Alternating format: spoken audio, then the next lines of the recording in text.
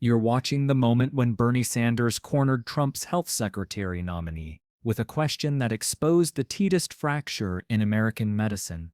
What you're about to see isn't just political theater. It's RFK Jr. accusing the entire medical establishment of corruption while defending the very vaccines he once called deadly, all under oath before Congress.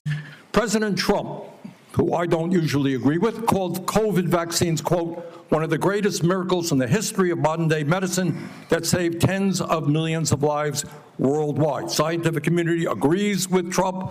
Lancet study found that it prevented almost 20 million deaths during their first year of use. Secretary Kennedy, are President Trump and the medical community right, or do you still believe that the COVID vaccine was, quote, the deadliest vaccine ever made?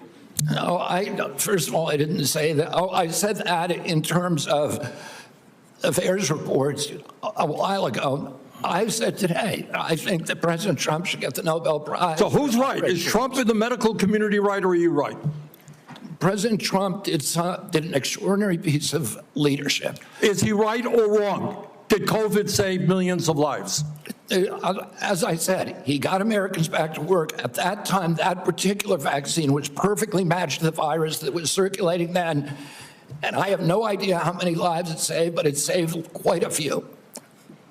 You know, what I find a little bit weird in this discussion, I'm hearing it over and over again this morning, Mr. Chairman, is we've got the entire medical community on one side. You got the AMA representing hundreds of thousands of doctors, the American Academy of Pediatrics, the American Public Health Association. All of these organizations are telling us that COVID vaccine and vaccines in general are safe and effective. You are casting doubt on that. Who are who are the organizations that are agreeing with you and casting aspersions on vaccines? The primary advisors are Marty McCary, Jay Bhattacharya, Dr. Oz, Vinay Prasad. So you got a few doctors who agree with you, and I'm giving you the name. Not a few doctors. What you're talking about is there's a big difference, Senator, between established science and the scientific establishment, which has been co-opted by the pharmaceutical industry. So you're telling the American people that the American Medical Association, representing hundreds of thousands of people, have been co-opted and that they should not trust their doctors. And the American Academy of Pediatrics, and by the way, just for the record, every single Republican, I don't mean to be political here, Mr. Chairman, has received PAC money from the pharmaceutical industry. Are they all corrupt as well? And I'm telling you, the American Heart Association has been co-opted by the food Everybody industry. but you, Senator. But you know what? When you ran for president, you know, we have a corrupt campaign finance system. Maybe you will agree with me on that. Okay, you were already president, you got $1.5 billion behind it. You received $300,000 from people, not from the industry, people in it, as I did, from individuals. You corrupt. President Trump got $3 million. Every Republican got corporate PAC money for the pharmaceutical industry. Democrats as well. Everybody is corrupt, but you? Is that what we're looking at? I don't think so. And I think the issue now... I don't even know what you're talking about. Well, I think you do know what I'm talking about. I don't know what you're talking about. The issue is every time anyone disagrees with you... Are you saying the pharmaceutical industry was supporting my presidential campaign? I'm saying, I don't think so. I'm not saying that. I'm saying that the pharmaceutical industry is a greedy institution which is charging us the highest prices in the world. They are pervasive. But to suggest that every institution, the AMA, the pediatrics people, is corrupt because they disagree with you is an insult to the American people. Listen, people disagree with me all the time. I have arguments in my agency, heated arguments every day with Jay Bhattacharya, with Marty McCary, with Dr. Oz. You have given the names of a few people. I have given you the names of organizations representing hundreds of thousands of doctors and scientists. I yield, Mr. President. Senator Tillis. What Senator Bernie Sanders accomplished in this exchange wasn't just effective questioning. It was a masterclass in exposing the fundamental contradictions that emerge when conspiracy thinking meets institutional responsibility. Sanders didn't need to shout or grandstand. He simply asked RFK Jr. to choose between his previous claims and his current position then watched as Kennedy tied himself in knots, trying to avoid that choice. The core tension here reveals something profound about how trust works in democratic institutions. Sanders presented Kennedy with a simple binary: either President Trump and the global medical community are right about COVID vaccines saving millions of lives, or Kennedy's previous statements about vaccines being the deadliest ever made are correct. Kennedy's response, attempting to have it both ways, exposes the intellectual bankruptcy of conspiracy-driven governance. When Kennedy claims the scientific establishment has been co-opted by pharmacy, while simultaneously praising the vaccines that establishment created, he's not making a coherent argument. He's performing political contortion to avoid accountability for his own words. This matters because the Secretary of Health and Human Services cannot function effectively if they fundamentally distrust the very medical institutions they're supposed to lead and coordinate with. Sanders' tactical brilliance shows in how he framed the institutional question. By listing specific organizations, the American Medical Association, American Academy of Pediatrics, American Public Health Association, he forced Kennedy to either validate these institutions or explicitly call hundreds of thousands of medical professionals corrupt. Kennedy chose the latter, claiming these organizations have been co-opted, which reveals the paranoid worldview that would govern federal health policy under his leadership. The exchange also exposes Kennedy's deflection strategy when cornered. Rather than defending his scientific positions with evidence, he pivoted to campaign finance arguments, suggesting that anyone who received pharmaceutical industry money is inherently compromised.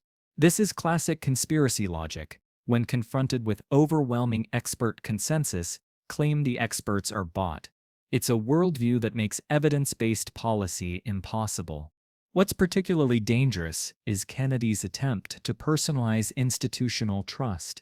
He names individual doctors, Marty Makary, Jay Bhattacharya, Dr. Oz, as his scientific advisors, while dismissing organizations representing hundreds of thousands of professionals. This reflects a fundamental misunderstanding of how scientific consensus works. Medical knowledge isn't validated by finding a few credentialed supporters. It's tested through peer review, replication, and institutional vetting over time. Sanders understood that this wasn't really a debate about vaccine science. It was about whether America's health agencies will operate based on established medical consensus or on the personal beliefs of political appointees. When Kennedy dismisses the AMA and pediatric associations as corrupt, he's essentially arguing that his judgment should supersede the collective expertise of American medicine. The real-world consequences extend far beyond this hearing room. If the health secretary genuinely believes that major medical institutions are fundamentally compromised, how does he coordinate responses to future health emergencies? How does he maintain relationships with state health departments that rely on CDC guidance? How does he work with international health organizations during global crises? Sanders also highlighted the logical inconsistency in Kennedy's position on pharmaceutical influence. If industry money corrupts medical judgment, as Kennedy claims, then his praise for COVID vaccines, developed and manufactured by those same companies, makes no sense. You cannot simultaneously argue that Big Pharma corrupts everything it touches while praising the vaccines that represent its biggest recent success. This exchange matters because it reveals how conspiracy thinking makes coherent governance impossible. Kennedy cannot articulate a consistent position on vaccines because his worldview depends on having it both ways, praising outcomes when politically convenient, while maintaining that the system producing those outcomes is fundamentally corrupt. That's not a sustainable foundation for public health leadership. The broader lesson here is about institutional trust in democracy. Sanders represents the view that expertise, while imperfect, provides the best available foundation for policy decisions. Kennedy represents the view that personal skepticism should override institutional knowledge. These aren't just different policy approaches, they're fundamentally different theories of how democratic governance should work. Sanders' questioning strategy, forcing binary choices, demanding specific answers, refusing to allow deflection, should be the template for how Congress approaches nominees who traffic in conspiracy theories. Don't let them hide behind vague language or redirect to talking points. Force them to choose between their conspiracy claims and the institutional responsibility they're seeking. The most telling moment came when Kennedy accused Sanders of corruption while simultaneously praising Trump for vaccine leadership. This reveals the selective application of conspiracy logic. Trump gets credit for vaccine success, but the medical establishment that actually developed them remains suspect. It's intellectual dishonesty disguised as principled skepticism. What makes this exchange historically significant is its timing. We're watching the potential dismantling of public health infrastructure in real time, justified by claims that expertise itself is corrupted. Kennedy's worldview doesn't just question specific policies, it questions the entire foundation of evidence-based governance. That's not reform, it's institutional sabotage wrapped in the language of populist rebellion against elite capture.